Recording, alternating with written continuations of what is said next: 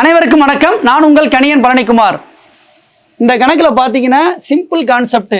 பாலும் நீரும் கலக்கிறாங்க. 2:1 1:2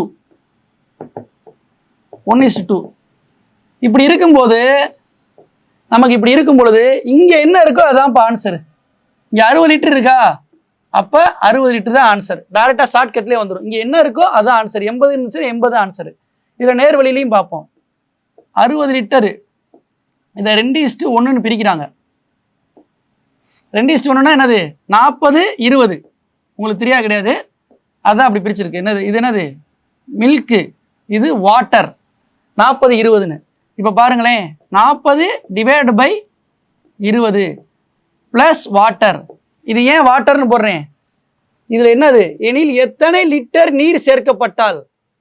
இது 2:1 2/1 அப்படின்னு போடுவோம். அதே தான் 40:20 என்ன போட்டிருக்கேன்? 40/20 போட்டிருக்கேன். ப்ளஸ் ஏன் வாட்டர்னு போடுறேன்?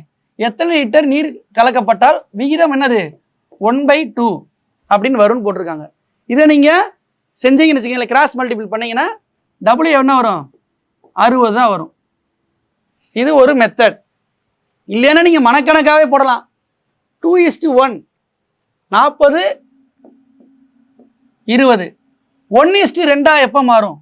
இது 1:2 40 எப்போப்பா 80 மாறும்? இதில் 60 ஆட் பண்ணோம்னா வரும். டைரெக்டாக வந்துடுது.